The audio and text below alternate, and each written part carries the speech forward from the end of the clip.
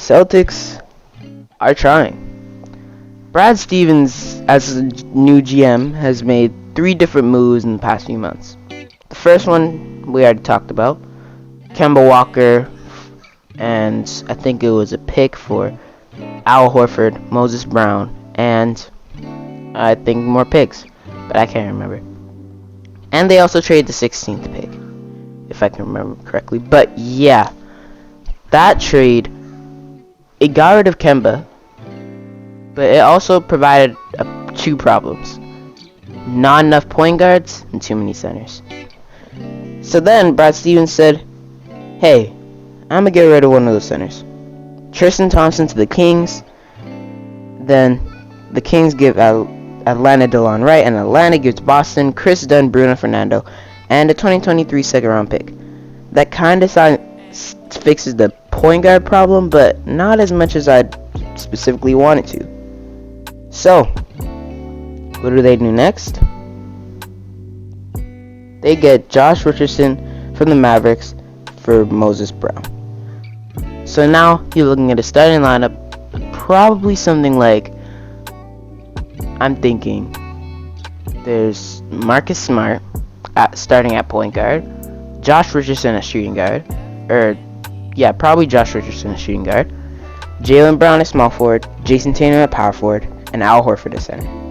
With off the bench, you got Chris Dunn, Evan Fournier, and I don't know who's on the Celtics bench. Semi Ojeleye, I think. Robert Williams, he might get the start even over Al Horford. Who knows? My point is, the Celtics are trying. They're at least trying to get better. They, of course, probably saw the flaws in the season and what they were doing wrong. And now, they're trying to get better. They went from being the 3 seed and making to the conference finals to the 7 seed and eliminating the first round. Tatum is great. Jaylen Brown is good. And they both had breakout seasons. Jaylen Brown was an all-star, and Jason Tatum became a top 15 player in the league, in my opinion. But other than that, the roster wasn't really looking good. I guess Robert Williams did have a really good season, and they did get a steal trade for Evan Fournier, just having to give up 2 second-round picks, or something like that. But at the end of the day, Boston didn't have a good season. I already tried to talk about the Kemba Walker trade, but I didn't really give much to it. I mean, so Boston is trying. That's what I'm trying to say. Kemba and Tristan are gone, and they got back Josh Richardson, who's a wing, and I guess he could help take off the scoring load from the other 2, and maybe he could play some defense. And then Marcus Smart now moves back to his original position, point guard. This might be a shorter video considering I don't have much to say, but how do these trades affect the other teams? That's what I should talk about. For Atlanta, they lose Chris Dunn and Bruno Fernando and some picks, but those guys didn't really help them in their playoff run. I think the main pieces were Trey, John Collins, Clint Capella, Bogdanovich, Gallinari, DeAndre Hunter, Cam Reddish, and Kevin Huerter. Those 8 guys, as long as they keep them on the team, I think they'll be good. You can maybe include Lou Williams in there, but I'd say more of the other 8. And then when it comes to Sacramento, they're not giving up much either when it comes to DeLon Wright. Tristan Thompson to Sacramento, though. That's definitely interesting. Tristan Thompson joining De'Aaron Fox, Buddy Hield, now Davion Mitchell, who's there, Tyrese. All those guards are going to be crazy. Then you also got Harrison Barnes, but I have a feeling he might get moved this offseason. My point is, Brad Stevens, maybe based on the observations he made as a coach, that's what he's trying to do to kind of fix those problems that he saw this season. So, I'll be honest, I didn't watch most Boston Celtics games, so I couldn't point out the exact problems I saw in every single game, but I have a feeling one of them was probably defense. And maybe that's what he's doing by getting Josh Richardson. Who knows? Another kind of important factor that I saw in this was Moses Brown to Dallas. Luka actually gets some young help. And Josh Richardson wasn't great this season in Dallas, I'll be honest. So maybe Moses Brown could be the piece that they need to actually make that deep playoff run. Kind of like traded.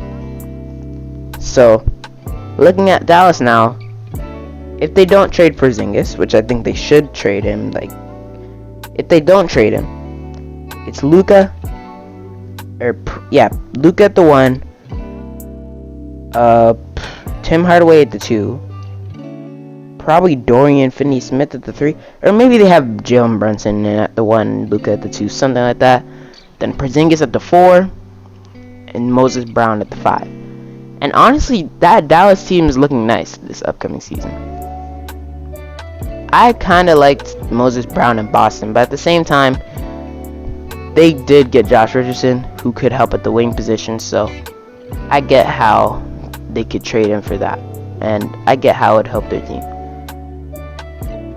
Honestly, I don't have much to say about this trade.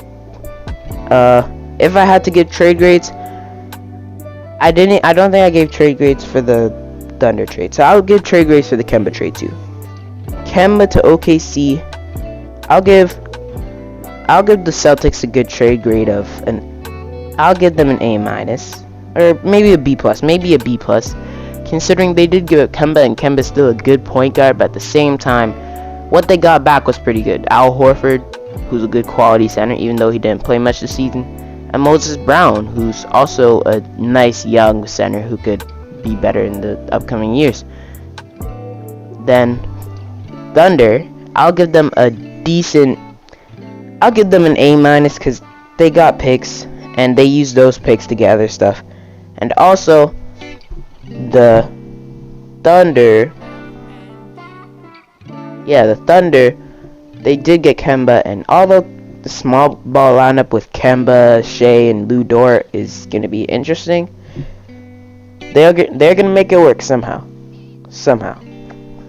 So I'll give them a decent I'll give them a B+ also, because if I had to say who won the trade, I'd probably say Boston, considering they used Moses Brown to get somebody who could probably help their team right now.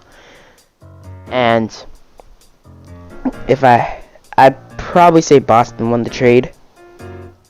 But at the same time, the Thunder didn't really lose the trade. The Thunder still got a good piece in Kemba. When it comes to the 3-team trade, honestly, the Hawks don't lose, they don't win, they don't do anything. It's just the swapping with Chris Dunn and Delon Wright. Maybe it affects their team, maybe it doesn't, who knows. I'd say for this, because the Celtics got Chris Dunn and Bruno Fernando. I don't think they did get a point guard, so I guess I'll give the Hawks just a B- because they didn't win, they didn't lose. I'll give them a B. I'll give them a B because they didn't win, they didn't lose. I'll give the Celtics a decent B+ because they got a decent backup point guard who could run behind Smart, and they got, I guess, a young center, but Bruno Fernando's probably not getting minutes, and they got picks. So I'll give them a decent B+, mainly just for the Chris Dunn part. And then the Kings got Tristan Thompson. How's that gonna work? I don't know. Maybe Marvin Bagley at the 4, Tristan at the 5. I'm pretty sure Hassan Whiteside's entering free agency this year, so it would probably work. I think that Tristan Thompson's gonna run the 5. That's what I'm trying to say. So Tristan Thompson, Marvin Bagley, probably Harrison Barnes, Buddy Hield, De'Aaron, or maybe Tyrese at the 2, Hield at the 3, Bagley at the 4, Tristan at the 5. A lot of people are talking about how Bagley could get traded too, but I don't know about that. He's still young. He still has time. He still has time to get better. And yeah. But I'll give them a decent trade grade of a B+, because I'll say that if I had to choose who won the trade, I'd say the Kings and the Celtics, and the Hawks just stayed. They didn't get better and they didn't get worse. So they didn't exactly lose, but they didn't exactly win. But the Kings and Celtics definitely benefited from this trade. Although Tristan Thompson is better than Chris Dunn, I'll probably give it the edge to the Kings, because the Kings are the Kings and they needed something. That's my explanation. They pretty much gave up DeLon Wright and got back Tristan Thompson. So at the end of the day, it's a W. And the last trade, Josh Richardson for Moses Brown. I'd say the Celtics win this. Actually, I don't even know. I'd say I'll give both of them a decent B+, because both of them just got good pieces for their team and for their team fit wise, I guess. But yeah, free agency's coming up, and soon enough there's going to be a lot of news coming out about who's going where and how it's going to affect each team. So I'm definitely going to be covering that. So if you want me to hear me cover that, then like, subscribe, share, comment down below any tips, tricks, or topics you want me to talk about on this channel. And I have a big project coming up. It'll probably take a few months to finish, but I'm just letting you know. Mike, what's up? Anyways, if you understood that reference, you know what I'm talking about. I'm gonna just end the video now. I'll see you guys next time. I'm out. Peace.